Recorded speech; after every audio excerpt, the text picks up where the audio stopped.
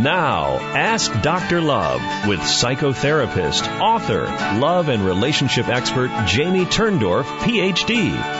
Hello, everybody, and welcome to Ask Dr. Love Radio. I'm Dr. Jamie Turndorf, and it's my pleasure to be with you, as always.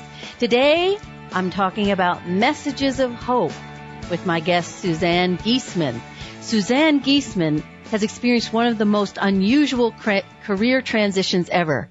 She says that her career transition spans dimensions. She is a retired U.S. Navy commander, and she served as a commanding officer, as special assistant to the Chief of Naval Operations, and as aide to the chairman of the Joint Chief of Staff.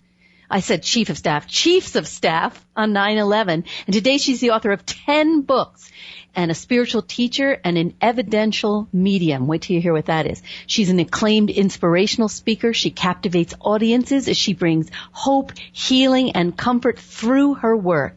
And Suzanne's gift of communication with those on the other side provides stunning evidence of life after death. And in her work, Suzanne addresses questions about the purpose of life, the nature of reality, and attuning yourself to higher consciousness.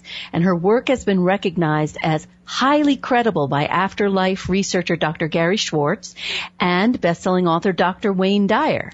So, and her website's loveatthecenter.com, but we'll go into that, and I'll mention it quite a few times so you know how to find her. So, Suzanne, are you there? I sure am, Jamie. How are you? Hello. It's so wonderful to finally have you on my show. Thank you. It's an honor to be here. You're so darling. So tell everybody, because I'm sure a lot of people don't know what an evidential medium means. Evidential is exactly what the word says, Jamie. It's bringing through evidence from those on the other side so that the client knows I am connecting directly to their loved ones, evidence that they can verify and that I couldn't possibly know. And that is as opposed to just a message such as your grandmother's here and she loved you very much.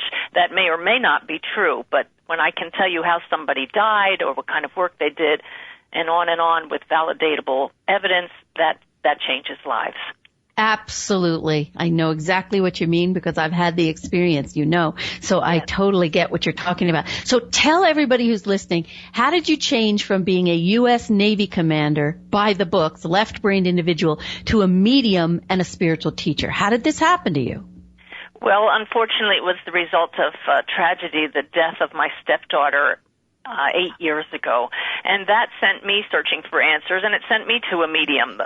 Never expected to go to see a medium, but that woman brought through the kind of evidence I just talked about that left no doubt in my mind or in my husband's mind, and he's even more left-brained than I am, that our Susan was still around. And in the process of then going on to write 2 books about very evidential mediums, I discovered that I could connect with the other side myself, and it was quite the shock because I had no idea that I had that ability, but it awakened since Susan passed. I totally get that because I had the same experience that you had. I had no idea that I could hear spirit beings until my husband died of the bee sting, and then it just opened up a door, you know, to the alternative realm, the afterlife, you know, the parallel universe that just all our loved ones are all around us, you know. And it is like a door opening, but the thing that opens that door is belief that it's possible. Oh, I'm so glad you said that because for most people, see, for me, because I was raised by 2 Jewish atheists, right? And they taught me not to believe in God or the afterlife, you know. They were devout atheists, if you want. So, but the lack of belief in my case helped me because I wasn't raised as many people are who are raised in traditional religion who are told, when your loved ones die, they are in heaven. That means they're out of reach until you die and you're reconnected with them in spirit. So if they're told that, it's not possible to communicate with loved ones in spirit. They don't believe it, so the door isn't open. I wasn't told it wasn't possible or otherwise. So when Jean came through to me, there was no question. It was obvious, you know. That's great. Yeah. So tell me, how do you sense those on the other side? Because a lot of mediums, you know, have they're clairaudient, they're clairsentient, so they see, they hear. How does it work for you? Oh, it's a wonderful mixture of all of the senses. primarily clairaudient. I hear them speaking. I get images of things they want to show me, but I rarely see them. I'll see their gestures, pointing at something or doing something with their arms or their hands, but lots of clear images, and very, very clearly I sense them. I sense their personality. I sense if they were loving or if they were angry. And what really fascinates me is I feel their ailments in my body, so that I can say this person died of a heart attack, because my heart will literally palpitate. Or that if I feel a pain in the area of the liver, I know they had a liver problem. And the second I pass along that bit of evidence, that symptom goes away.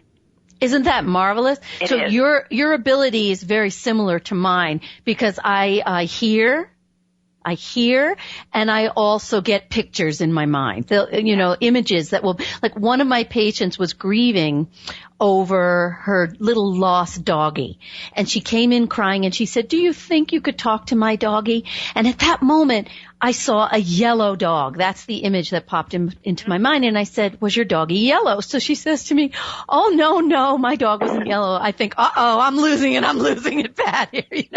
So then I see another dog and I say, "Oh, well, now I see another dog." And I said, "But this dog is showing me the image of two huge front paws. That's all the dog wants me to see." So the little girl bursts into tears crying, and she says to me, "Oh, that's my doggie who just died, and in life he had no front paws." Wow. Is that so beautiful? Because That's his image cool. was showing me I'm restored. Yes, I'm of course. restored. These are my big puppy paws. And I started to cry because it was so beautiful for me, And then she says, "Oh, well, the yellow dog was the dog who died just before." Perfect. So he was a little gatekeeper. So now when you hear, do you actually hear voices? Do you hear the sounds in your head, or? Oh, they sound just like my own thoughts. So that's where the training and the practice comes in, because you learn to discern the difference between the thoughts of those who are coming through you and your own thoughts. But it's when they speak in words that I wouldn't use, or I'll hear an accent, that it's much easier. That is so true. See, I didn't have any official training at this like you, but it's so obvious to me when someone is coming through, and it sort of feels like somebody is sort of stepping in to you, don't you find? And it's not your voice. That's the word that I use, step in now, although it's not. It's just a blending of consciousness, my energy field with their energy field. So they really don't step in from anywhere. Yeah. Their energy is all around us, but that helps us to picture that process more easily. Right. And often, don't you find, too, that, as you say, they give you evidence by the way Spirit seems to come through for me is they will say something very specific and personal that you would have no way of guessing. That's right? The best. That's what I go for, and we call those the wows. Yeah. They're the best, right? Oh, and yes. You don't ask for it. It just sort of comes, It's just. Well, I set that intention at the beginning of every reading. Let's have some wows here, because that's what changes people's lives and lets them know. It gives them the hope that this life is not all there is, and that they'll see their loved ones again. That's why I stress that I'm a messenger of hope. That's what it's all about. So for you, do you believe, Suzanne, that the idea of I will see them again, do you believe in that traditional notion that you cannot see them now, you can't continue your relationship now? Oh, I hope that didn't come across that way, because I don't believe that at all. Oh, good. I wanted to check. Mm-hmm. Some people very clearly do sense their loved ones after they have passed, but it's those who come to me who haven't found that ability yet and really want to know that their loved ones are still here. And what a message of hope it is. Yeah. Because now let's talk about when people come to you and you help them to reconnect, do they go on and connect on their own, or do they just have to keep coming back and talking to you more? I would say that a small percentage do then have that experience, because that door of belief has been opened. But I believe the greatest sense they get from that is that if they talk to their loved ones hear them. Mm-hmm. Or having a reading with an evidential medium, we hope that's true. But afterwards, that's true. That's a wonderful way to say it. You start with hope, but then after the experience, It's really neat. Now, tell me, because I certainly have experienced this, because, you were always, mainstream and in the military, and I'm a mainstream shrink and all. And then suddenly you discover, whoa, there's a party around us. There are a lot of people. Oh, I know. So did you get a lot of difficulty with those around you saying, oh, she's nuts, she's crazy? Did you lose a lot of? Absolutely none. Mm-hmm. I've had nothing but support from friends and those who know me because they know me, and they know that I just don't make things up, and that I'm honest, and they know my background. So I believe, once again, that gives people hope that if she can do this, anybody can do this. If she can believe, it's safe for me to believe. That's absolutely true. So you're a perfect messenger because of being so mainstream. Yeah, I think that's a blessing. It is. I know it is. I look back on my career path, and it's such a different path for me now, but it's all perfect when we can look back and see the perfection and where we were and how it's brought us to exactly where we are now. So there's a tremendous peace about you. Tremendous. I tell you, that is the biggest change that I find in my life, and the thing that has transformed me more than anything to bring me to this place of this all-pervading peace is the unconditional love, Dr. Love, that I feel every day from connecting with the other side. Whether I give a reading or not, I connect with that source of unconditional love in meditation and just by shifting my consciousness throughout the day. And when you feel that on a regular basis and realize that that's available to all of us and that that's who we are at the core, it changes you. I am completing the book that I'm writing now called Love Never Dies, where I tell for the first time my story of my discovery of my husband's spirit presence and the ways in which his loving connection to me in spirit form really took me to a place of healing that I could never fully achieve in spite of being a shrink and having been in therapy, my whole life. One of the things that I found was so difficult was to fully love myself, as much as he loved me in his earthly embodiment, because I was raised, Suzanne, by parents who were extremely abusive to me, verbally, physically. So there was always this voice in my head that put me down and tore me down. And Jean was really sent to me as an intercessor to God, to love me, to let me feel God's love coming through him. But as much as he loved me, there was always something, I guess, like a barrier, that it never fully became my self-love. But as soon as he left his body and he was freed from the vessel of his body, his spirit could enter me. His love could enter me. His love was my self-love. It's very hard to explain. No, but you're doing it beautifully, and that's exactly the key there, that the self that you couldn't love was the human self, but once you break down that barrier, then you find the spirit self that's in each one of us. Absolutely. And he, through entering me, and, one of the things that happened was, when I was talking to all my peers, and I said, but there's this horrible voice that berates me and puts me down. And they kept saying, yell louder, scream louder, tell it to shut up. None of that worked. And then Jean came to me in a visitation, and he took my hands, his hands, see my hands, his hands. He put his hands on my face, turned my face to him as though he were turning me to the sun, and all he said was, listen, listen, listen. And I wrote that yesterday on Twitter.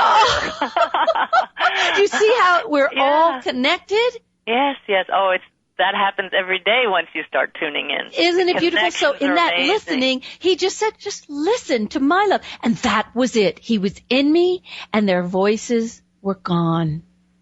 It was just such a miracle for me. I want to take a break, and I'm just loving talking to you. I'll be back with you in a moment on Ask Dr. Love Radio. Hello again, and welcome back to Ask Dr. Love Radio. Today I'm talking about messages of hope with Suzanne Giesemann. Suzanne, so before we took the break, well, actually, this is my quickie segment. I forgot to warn you, this is going to be short and sweet.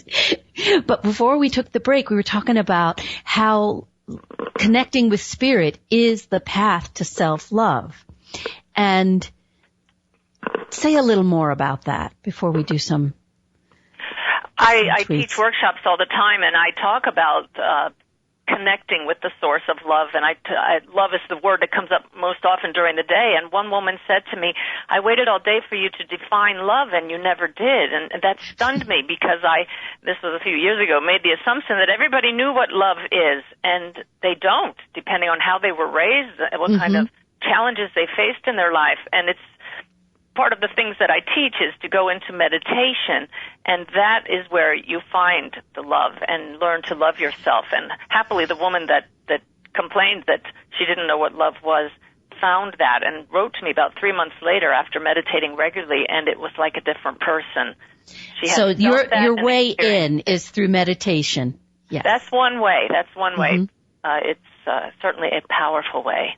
I agree with you because, through meditation, you turn off the conscious part of the brain, and then you tap into, meditation is really, in all faiths and all practices, it's really your way of communing with God or spirit, right? That's what meditation is. That's it, and you shut off that voice that berates you, and then you hear the voice with a capital V that is nothing but unconditional spiritual love. So now the interesting thing is, tell everybody, because everyone has a different way of meditating. How do you teach people to meditate? What's your way? Oh, truly, it's to find your own way. And most people say, I can't quiet my mind. And I think that everybody can learn to silence their mind. It's not a matter of silencing all thoughts for 20, 30 minutes at a time. It's just having the intention of sitting quietly and shutting out the outer world to connect with your inner world. So I always start with prayers. That shows me why I'm doing this. I'm connecting with that greater reality. And then I quiet my mind by having that desire, and every time I recognize a thought from the smaller voice, I just say the word thought, and I let it drift away instead of resisting it. Many, many ways to do it. I like that. I always like to visualize a thought as a balloon that you just let float on by. Or a cloud. A cloud, yeah. It's so wonderful. And when you tap in to this source of love by connecting with love, with spirit, with God, Yahweh, whatever you want to call it, now suddenly you feel like a well is overflowing into you as the love just pours into you. And the beautiful part that I find is now you're a well that's overflowing. You have so much, right? I warned the female viewers to watch out if you put your mascara on before meditating, because occasionally you enter into this blissful state of love where the tears just flow, but they're tears of joy. Really, totally right. And what I find also that comes out of this is, because I truly believe, and I think you probably do too, we're here to love others better, to perfect, that's it. Right? That's what we're here for, to overcome the blocks to loving not only ourselves, but others better. And it's one and the same. The more you love yourself, the more you love others better. And then what happens for you is you're not worried anymore about, gee, if I say this, will you like me? Will you reciprocate? Will I be rejected? You don't care. Right? You just love. That's true. And then the more you have that attitude, the more loving you are, and then you just attract those kinds of people to you. Right. Exactly. So during my quickie, Suzanne, I always give a few tweets that I wrote for the show to drive home the message. So may I lay a couple on you? Please do. All right. So when you're at the end of your rope, know that there is always reason for hope. Oh, great. And you can have less strife and more love in your life. And last but not least, loving yourself is the greatest form of wealth. Excellent. So you have a little poet on the other side, too, whispering in your ear. I do. I didn't even know I was a poet until, when Jean started to come to me, everything was coming in rhyme. And I realized he was doing that to make me pay attention and remember. Exactly how my book Messages of Hope starts, because those on the other side knew that I wasn't going to believe I wasn't making up these messages I was hearing in meditation. So they came and gave me poetry. And isn't that wonderful? It's wonderful, yeah. It's the same. Our experience is so similar. It's remarkable, isn't it? Yes. very remarkable in the way the messages come through. And the first night I got back from Italy, he died when we were together in Italy. And mind you, remember I was raised by the two devout Jewish atheists, never read the Bible, never went to church. And that first night, he was quoting passages to me. And when I went to his priest the next day to prepare the readings for his funeral, and I said to the priest, he said this, this, and this. The priest went white, crossed himself, and said, "Dear God, at first I didn't believe you, but I do now. You're quoting an obscure biblical passage." And I'm thinking, oh, like I would know. That's evidence. That's it. And I've got those kind of Bible quotes myself from very high sources, and it just changes your mind. Exactly. Yeah. So I'm going to take a brief break, and I'll be back with you in a moment on Ask Dr. Love Radio. Hello again, and welcome back to Ask Dr. Love Radio. I'm Dr. Jamie Turndorf, and I'm talking with Suzanne Giesemann, Messages of Hope. She's a former Navy commander, special assistant to the Chief of Naval Operations, aide to the chairman of the Joint Chiefs of Staff on 9/11, who became an evidential medium and spiritual teacher, and her website's loveatthecenter.com. So Suzanne, let's talk a little bit about spiritual love. How do you define spiritual love? That's the kind of love, Jamie, that never changes. It doesn't depend on what others think or say or do.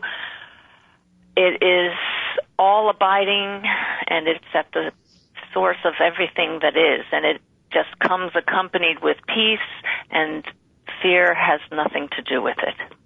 Absolutely. When you're in the presence of this divine spiritual love, there is no fear.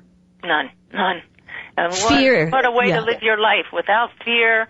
Yeah. Just a knowing and a connection. That's what I hope to help other people find in themselves, because it doesn't come from somebody outside of yourself. You don't have to search and seek and hope and turn to addictions or anything when you find that kind of love, and it's right inside. You know, it's interesting because last week I had a guest who was talking about the happiness lie, and she has clearly found the bliss and the connection with spirit. She doesn't know it. She doesn't call it spiritual love, but she just had obviously a great attunement, and she was weeping for joy, and she has lived in this blissful attuned state ever since, to such a point that she's almost like a monk on a mountaintop. She doesn't need relationships. She's not looking for a life partner. So how do you see, because I do think there's a way that you can combine this oneness and connection. How do you see that working? Well, the relationships are our greatest gifts because they show us where we still have to perhaps perfect ourselves. They point out, they give us opportunities to practice unconditional spiritual love, because our loved ones, our partners, are our greatest teachers. They know how to push our buttons, and when your buttons can be pushed and you react with love, then you're growing. And so absolutely. Bless our teachers. Absolutely, because the relationship, your intimate relationship, is what exposes all your spiritual warts and flaws, right? Yes, and Jamie, if I could just say, the one thing that has come through so clearly now, I've given 650 readings since I started and since I discovered this ability, the one thing that comes through over and over is, this is the thing those on the other side most want to get through when they come through, and it's either to say, I love you, or that I didn't say I love you often enough, or to apologize for things that they did wrong in their own eyes, for things that they hurt those who are still here, so that they can keep on growing, because perfecting our ability to be love is what life is all about, whether here or in the hereafter. Absolutely right. I agree with you. And you know, I didn't know this until the first week after Jean left his body. I went to go to the car repair, and I didn't know the people over there because Jean did the car thing. So I walk in, and I hear this guy coming through to me, and it's for the woman behind the counter. And I say, hi, I'm Jamie, and, you know, Jean died. And she says, oh, well, I'm a widow too. And I'm thinking, yeah, I'm hearing your husband, you know. Oh. So I said, he wants me to tell you that he messed up big time with your son, and he doesn't want, and he's saying, don't screw up the way I did, because you're being a control freak like I was, and it's only making our kid rebel more. Well, this blew my mind. right? Yeah, because he now saw how he was screwing up. He's saying, I'm sorry. He's telling her as her spirit guide, will you please not make my mistake? Well, wow, was that an experience, you know? And that's the point that if we can get that across to people, that what we do now is so important, because you may not have a chance to find a medium from the other side. Your loved one may not sit with a medium. So how are you going to let them know these things? Say it now. Absolutely. See your behavior now from the perspective as if you're already on the other side. What would you change? How could you be more loving? Absolutely. Live heaven now. Yeah. Live it now, right? Clean up your act, clean up your side of the fence, love more now, listen better now. Because like you said, that guy was beating down my door, glad I came to repair my car that day, so that he could get that message across to her. And I'll never forget, it was Easter, that same first year. I went to a bird lady. She breeds Gouldian finches, and I sensed that I was being sent to help one of her birds and to help her. So I walk in the door, and I hadn't seen her in years since I had to put my sweet little canary down. And I walk in, and she says, hi, Jamie, take a look at this little bird. This bird is going to be dead by the end of the day. She said the bird has not eaten, and little Gouldian finches, they're so small, if they don't eat, they're dead in a day. And I look at the bird, and I could see the bird is very distressed. So I said, may I try to help the bird? And she says, yeah, if you want. So I go over to the bird, and I say, listen, my little friend, go down and eat right now. Well, as soon as I start talking to the bird, he gets all excited. He starts chirping, jumping around. He had looked like he was on death's door, the poor little thing. I was expecting him to keel over off the perch, He runs down. He starts scarfing up seeds, starts to get energy. He's all normal. So now I realized that the bird was sensing the spirit presence of the bird owner's father, and that the bird was somehow upset by the presence. So now I say, somebody is coming through, and he wants to tell you that he's very sorry. And she looks at me, and I see this ball on the ceiling. It's like a witching ball. And I think I might have given it to her because it looked familiar. And I said, did I give you this? She says, no, I bought it to protect myself. And I said, he's saying you don't need protection from him. He cannot hurt you anymore. And I said, and your mother is also saying I was such a schmuck. And then she says, I was a weakling. That's the word she used, a weakling, weird word that we would never use, right? Yes, weakling. Yes. And I said, she keeps saying I was such a weakling for not protecting you from Dad. And then she just starts bawling, right? And she says to me, well, she said, that's why I got the witching ball, because he sexually abused me and I don't feel safe. And he came through with the message, I need for you to face me and talk to me about what I did wrong to you so that my spiritual development can complete, right? That's it. I had the same experience in a reading once where a woman was sitting across from me, and this man stepped in. I said, this is your ex-husband, and she stiffened, and I described things about him that showed, yes, that's who it was, and she said, I don't want to hear from him. And I said, well, he's here with something to say, and she said, make him go away. And I said to him, please go away. She doesn't want you here. And he wouldn't go away until he said his apology. And the second he said it, he went away. Yep. I don't think she was ready to forgive him, but he grew from that experience. Exactly. So again, we shouldn't wait, because there is only now. There's only now. Exactly. And it's not that, when these spirit presences come through, they're actually saying, yes, I want to guide you, but I also need your help to complete my spiritual development. I need to have your forgiveness. I need to grow. So it's like we're helping them. Oh, definitely. As much as they're helping. Definitely. Yeah. That's what I was trained, that I serve those in the spirit world first. So I tell my clients that when they sit with me, that people may come through who you don't want to hear from, but this is as much for those on the other side as it is for you. Mm-hmm. Now, how did you train yourself? Did you go to like Lilydale, or I first learned from my mentor, Janet Nohavik, in Lilydale, and then when I saw that this was an ability that I could definitely improve, I flew to England and studied with some of the best evidential mediums at the Arthur Findlay College of Psychic Sciences, and After that, I've had a few more courses, but once you learn the basic methods and you learn how it feels to tune in, it's a matter of practice and then having your own guides teach you. So I never went that route of the formal training because it was sort of like my door was kind of like ripped wide open. Yes, so. indeed. And you obviously have a calling in your work, but there's no doubt in my mind you are a medium. Oh yeah, baby. I'm completely gone. I'm not even here most of the time. But I think also that, I had that high fever.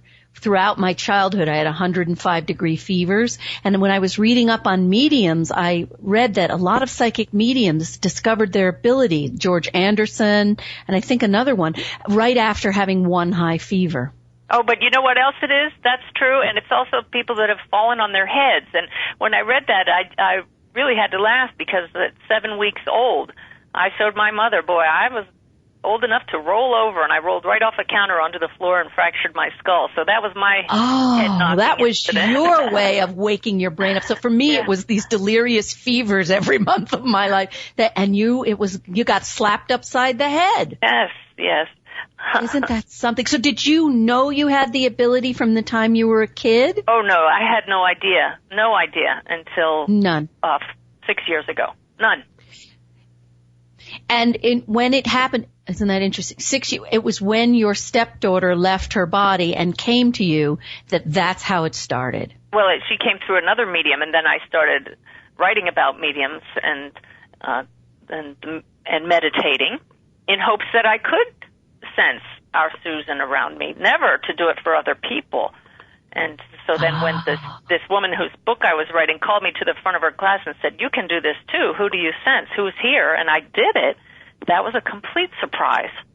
A beautiful surprise, but stunning. Do you believe, Suzanne, like a lot of people do, that we all have the ability, we just haven't tapped in?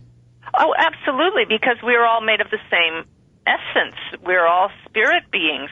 It's just a matter of learning how to fine-tune our antennas, because that's what we are, transceivers, transmitters and receivers of consciousness. It's so neat, isn't it? Isn't it? It's awesome. such a gift. It's such a gift. Now, a lot of people I know are very afraid of this because they're afraid. And I know that, when Jean first left his body, his priest said to me, "When he's in heaven, you won't hear from him anymore." Well, this freaked me out. I thought I need to stay in connection with the man that I have loved my entire life. And he said, "Nope, when he's in heaven, you won't hear from him anymore." Well, that night, I came to run a group in my house, and I had a new group member, and she was alone with me, didn't know that Jean had died, had never met me before, and everyone else in the group was late. And the next thing we know, the group room is closed, and we hear my front door open, and the burglar alarm chime rings. Then I hear pounding footsteps, right? And I think, somebody came and sat down in the waiting room, but didn't enter the group room. The person must have come at the wrong time. So I hear the footsteps leaving in the opposite direction, and I hear the door chime again as though the person is leaving. So I jump up, Suzanne, to run outside to say to the person, wait, I'm sorry, you're here at the wrong time. And I go outside, and there's nobody there. And the way my house is set up, if there had been somebody, the person would have had to walk very far to get to where you park. There was nobody there. So I come back and I say, well, there was nobody. And the new patient says to me, it was a spirit. So that was my husband's answer to what the priest said about when he's in heaven, you won't hear from him anymore. But you see, people are trained to think that experience that you just described is scary. We think of movies like Amityville Horror, and that's frightening. Why is that frightening? That is a blessing to have a visit from somebody you couldn't wait to hear from. Yeah, so I don't get that part about why it's scary, and people confuse it with, some kind of demonic visitation or like an evil presence. And, it's, somebody said to me it was started in the Middle Ages, where everybody was so afraid of demonic visits. And so they just simply cut it down and said, nope, you can't talk to spirit. Wait until you're in heaven. Then you can talk to your loved ones in heaven. But the thing is, in my experience, and you'll have to tell me if you've experienced this too, our loved ones in spirit form, they surround us in love. They protect us from any negative presences, if there are any. That's true, and the negative presences are constructs of consciousness, of our own minds, and of the mass consciousness that believes in negative spirits. This is a universe that's based on love, only on love. Yeah, so I don't even get it. I've never experienced anything of the kind but love. Yeah, absolutely. Exactly. And I remember Jean didn't speak to me about devils and all the rest of it, but he was so abiding in love that I don't even think it existed for him. That's where we all can go, to that place. And when we do, that will change those around us as well. Isn't it so true? I love what you do. So your life consists of doing readings for people to share these messages of hope, and you also give public talks, right? Yes, and I'm an author as well. In fact, I only can handle about one reading a day because it is quite draining. I focus so intensely to bring through the evidence that I'm not a full-time medium. I take the evidence with my client's permission, and I get that out to greater audiences so that more people can hear these messages. So for me, the writing and the speaking is the method that I get those messages to more people. Oh, I love that. So you just take the one reading, and then that evidence then becomes evidence for the world. It's not why I do the readings. This is what maintains the connection. This is my calling, to help people on a one-on-one basis to know that their loved ones are still with them. But it adds to the other aspect of my work. So it's a perfect way of balancing things out. Oh, that sounds wonderful. And then how did you start doing the readings and the public speaking? Did it just happen through word of mouth because people heard about what? Well, I'd already been a public speaker because my husband and I took off after I retired from the Navy, and we sailed across the ocean in our sailboat and around the Mediterranean. So I wrote a couple of boating books and became a big speaker in the boat show circuit. So I was very comfortable as a public speaker. But then when I discovered this ability and the love that came from that, I just felt a calling to share that with other people, and began giving readings after Arthur Findlay College to neighbors and friends, and then they told their friends and their neighbors, and before you knew it, I have this waiting list that's kind of overwhelming. But I transferred my enjoyment of public speaking to now speaking about mediumship and about love and about why we're here, and it's just become this perfect marriage of the mediumship with the teaching. Oh, it's lovely. All right, I'm going to take a brief break, and I'll be back with you in a moment on Ask Dr. Love Radio. Hello again, and welcome back to Ask Dr. Love Radio. I'm talking with Suzanne Giesemann, retired U.S. Navy commander, and now evidential medium and the creator of loveatthecenter.com. So Suzanne, let's talk more, since my show is Ask Dr. Love. Let's talk about how to bring more love into our lives in addition to meditation. What do you suggest? Oh, definitely start reading something uplifting every day. I would say spiritual literature, but just something that focuses on the goodness. And I've stopped watching the daily news. I get my headlines on the internet real quick, and then I get away from the negativity. And find a way to remind yourself to connect with a greater reality. I wear a little ring on my little finger that I switch from hand to hand so I don't get used to it there. So it bothers me. So I notice it. And then I say, now what's that ring all about? That's right, to remind me of my connection with all that is. And by consciously remaining connected with the other side, you remember what's important. You remember that love is why we're here.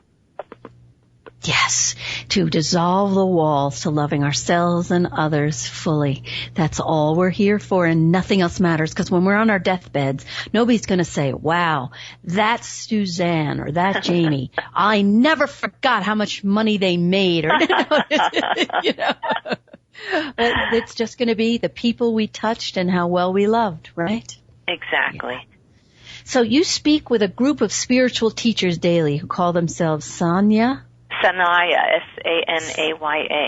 Sanaya. And what advice or lessons do they share with you about relationships here on Earth? What else? Oh, my goodness. Well, Sanaya says, AskDoctorLove.com is where I post the messages I get every morning, and people write in and they say, they are speaking directly to me today, because the messages are universal. We all grieve the same, love the same at the spiritual level, and the messages are all about love and our oneness, our interconnectedness, and about loving ourselves. People really relate to that. Yeah, I remember Jean saying to me, one of the first things he said was, we're all one family, we're all one religion, that religion is love. Perfect. I love when he said that. And, you know, he also said, this blew my mind, he said, what makes you think the realm where you are isn't the illusion, and the realm where I am isn't the reality? I think there are multiple realities. Yeah. We just place our focus so strongly here in this one that so many people tend to think that it's all there is. Yes, absolutely right. Now, what do you think about the soulmate concept? I think that there are definitely people that we agreed to come into this life and be with and learn from, and we feel that connection, but it's not necessarily your lover. It could be a friend of the same sex. It could be just somebody that comes into your life briefly, but the connection is so strong, you can't deny it, you never forget them, and you're changed by it.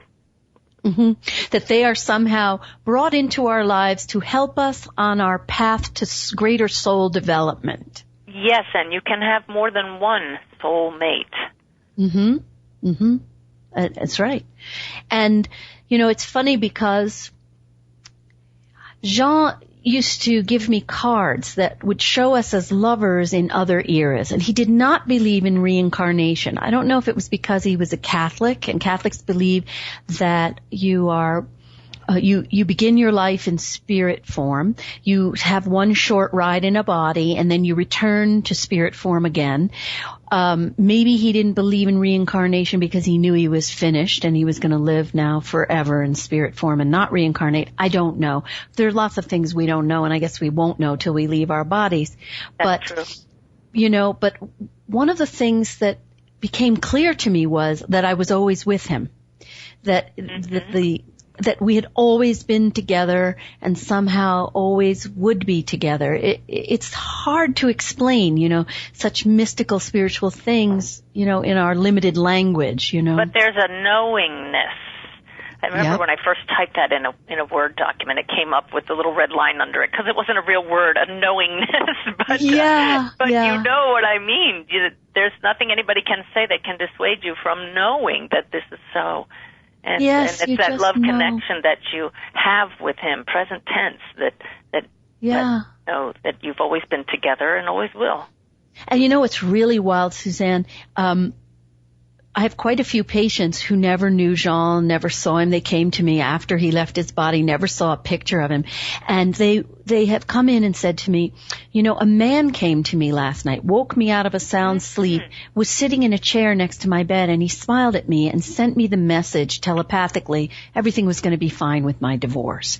So I would run and get my photo album and say, do you recognize the man? And they would pick him out.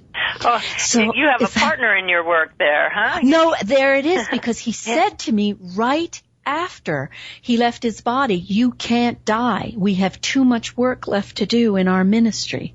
I thought, ministry? What are you talking about? Well, I get it now, you know. Oh, yes. Because he said, all the millions of people you love and touch, I love and touch them through you. So he's working with my patients. And sometimes he'll come to them and he'll speak to them about something that they're working on. This year, on the anniversary of his death, that's September 17th, I had a patient that came in who also didn't know Jean, and I said, you know, he always brings me coins, pennies from heaven, quarters, you know, and always with the date, you know, a special date, our anniversary or the year we moved in together. And she blinks and she says, you know, it's really weird. She says, but I was standing in my apartment last week and my riding boots were in the middle and I saw a quarter fall from the sky and land in my boot. She said it came out of nowhere and something told me it was for you. This is what she said. And she says, and I forgot about it. She says, but I didn't take it out. She says, so let me go get my boot and take it out now. And I hear Jean saying to me at this moment, it was minted 1988, the year we got married. I swear to God. So she takes the boot, she turns it upside down. I look at the quarter, 1988. That's great. But we call those miracles. We call them miracles. But the definition of a miracle is an effect at this level, the physical level, from a cause at a level that we can't perceive, and that would be the spirit world. So that was simply Jean was giving that message from the other side, and that just appeared out of nowhere, and we call that a miracle. But that's just the interaction of the two worlds. Isn't that the neatest thing, though? And it is. It's not just a gift for me. It's a gift for you. It's a gift for everybody who hears about it. And one of the biggest gifts you've given me today in coming on the show is I have never revealed my abilities publicly before talking with you. Oh, my gosh. You are out now. I'm out, baby. I'm out. It was my coming out party. And it was, just having you on and just the connection that I feel with you, I just let it out. And so you brought me an incredible gift in coming and being my guest today. Well, your book, which you allowed me to read an advanced copy of, I so appreciate that, Love Never Dies, is going to help so many people because it's bringing that credible background, again, that lets people believe what their soul is already telling them, that we're all connected, that we are spirit beings here and now, and everybody in their heart wants to know that, wants to believe that, but we all are raised with different belief systems that tell us it's wrong or it's evil or it's impossible, and do you see how that holds people back? So thank you for coming out and for helping me to share the message as well, because it's nothing but a message of love. Absolutely. And so we had my coming out party today, and you were so gracious to help me come out on my own show. So tell me how I can support you, the books you would like everyone to know about, your website. Lay it on us. Oh, well, Messages of Hope is my story of how I made this transition from Navy commander to evidential medium. And the beautiful part is all the evidence that's in it. People, they buy it for themselves, and then they buy it for somebody who's grieving because it does speak to them. So Messages of Hope. And then the daily messages that I get from Spirit are on my Facebook page. Just look up my name, Suzanne Giesemann, or you can find them through my website. We have several books of those messages. The latest one is called In the Silence. And then I'm just now getting to use Twitter. So if people follow me on Twitter, I put just the little one-liners that I get from Spirit. At first I thought, now how am I going to come up with something interesting and worthwhile to say every day? I don't think I can do that. And all of a sudden, here comes my group, Sanaya, and they popped like 3 of them in a row in my head, and I thought, how could I forget rule number 1? We don't do anything by ourselves. It comes from our helpers, and so it's a constant journey. But the website, as you said, is loveatthecenter.com. You are love. You live love. You are such a beautiful woman. And I want to make sure people know how to spell your name. It's Giesemann. Thank you. Right? And will you come back and visit me again? Oh, I'd love to. Thank you so much.